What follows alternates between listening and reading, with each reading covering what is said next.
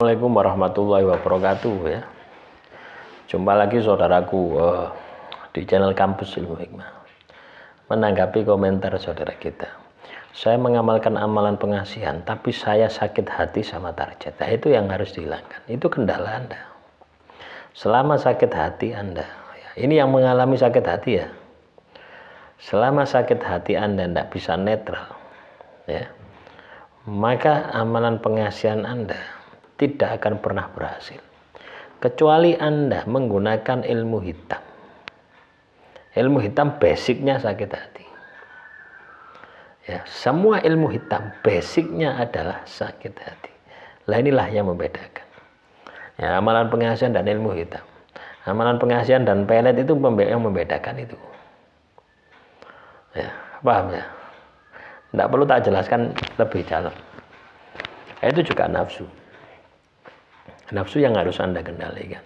Nafsu itu tidak hanya Anda itu nafsu bangkit, nafsu seks Anda, enggak. Nafsu itu macam-macam. Ya, salah satunya itu kebencian. Itu adalah nafsu. Nafsu yang tidak terkendali. Anda mengamalkan amalan pengasihan, terus katakanlah tidak kena. Ya, sudah 2 bulan tidak kena-kena. Akhirnya muncul kebencian.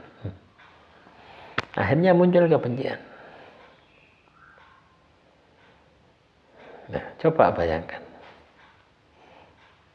Kalau Anda mengamalkan amalan pengasihan, terus muncul kebencian. Berarti energi amalan pengasihan Anda masuk dalam tubuh Anda, tapi tidak keluar. Kenapa?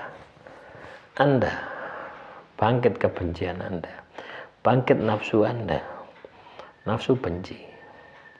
Ini harus dikendalikan. Ya, ada juga yang nafsu seksnya yang bangkit, ada juga nafsu ini tadi kebencian ada. Jadi itu yang harus dikendalikan ya. Paham ya? Tak baca lagi ini komentar saudara kita.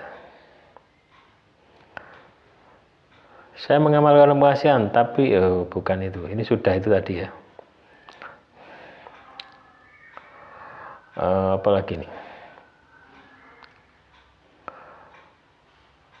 Ani Sumarni, saya sudah istiqomah 2 bulan tapi belum ada reaksi.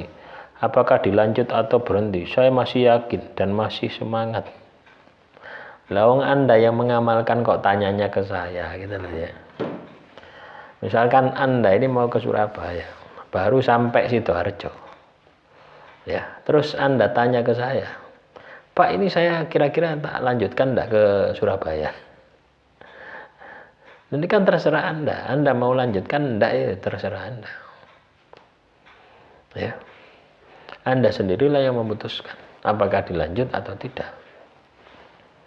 Ya, kalau saya pribadi ketika saya sudah memutuskan untuk pergi ke suatu tempat, ya, salah satunya adalah ketika saya sudah memutuskan mengamalkan sebuah amalan, maka saya akan amalkan sampai berhasil. Tidak peduli, batasannya tidak ada, batasannya adalah keberhasilan. Jadi seperti itu.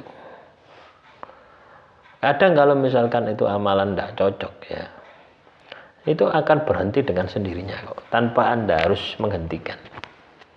Ya. Misalkan ya, saya mengamalkan amalan surat Toha ayat 39. Wa alqaitu alaika mahabbatin walatusna alain. Tak baca, akhirnya berhenti ya, katakanlah entah itu 1 tahun, akhirnya berhenti sendiri. Ada beberapa amalan pengasihan ini tak amalkan. Coba surat Yusuf ayat 4 itu ya, itu yang bertahan paling lama dan saya hentikan ya, karena sudah terkabul, hajatnya sudah terkabul, tercapai, saya hentikan. Yang lain-lain paling bertahan 1 tahun, 2 tahun gitu. Tapi kalau surat Yusuf ayat 4 itu kadang ya muncul dengan sendirinya, minta dibaca. Amalan ini kalau sudah melekat ya, mendarah daging, itu walaupun kita tinggalkan ya, suatu saat itu kayak kemarin itu ya, surat Yusuf itu ya, minta dibaca, ya saya baca ya. Jadi seperti itu. Paham ya? Jadi kalau Anda katakanlah mau berhenti atau mau lanjut, ya itu terserah Anda. Bukan terserah saya. Ya. Ibaratnya Anda mau ke Surabaya, mau makan rawon, apakah saya nanti makan rawon atau tidak, ya terserah Anda toh. Wong saya tidak ikut Anda. Ya.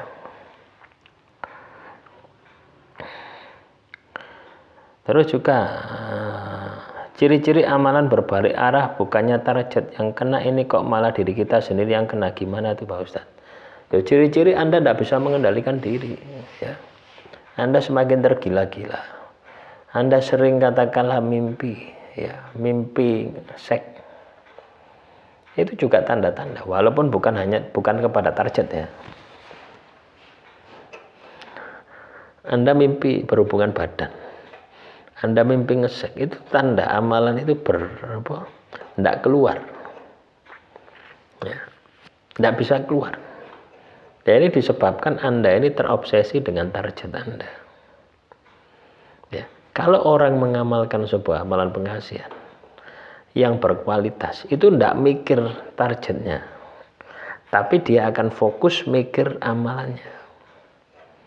Bagaimana menciptakan ritual yang benar, bagaimana mengolah energi yang benar, itu akan fokus di sana. Nah, teman-teman ini kebanyakan kejebak di target. Baru 2 bulan kok tidak ada reaksinya.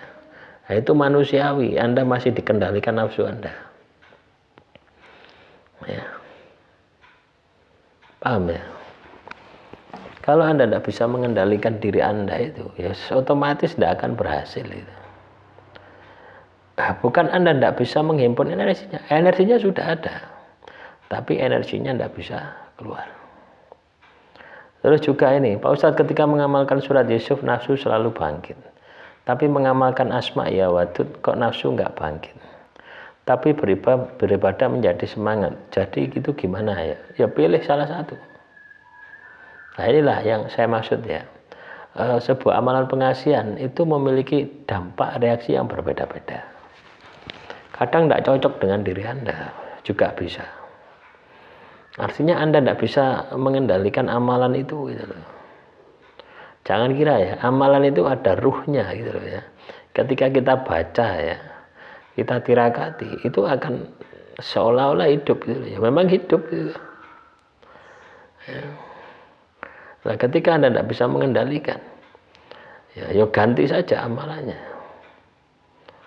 Ya. Ketika Anda mengamalkan amalan pengasihan, terus dampaknya Anda rasakan tidak bagus, ganti saja amalan. Nah, bisa juga reaksi semacam ini akibat 2 amalan yang Anda amalkan secara bersamaan juga bisa. Jadi banyak faktor ya, banyak faktor. Pandai-pandailah Anda ini untuk mencatat ya. Gejolak-gejolak yang Anda alami dicatat, diresapi, terus dicari solusi. Pasti ketemu kok gitu. Dan setiap orang pasti beda. Walaupun amalan sama, reaksinya beda.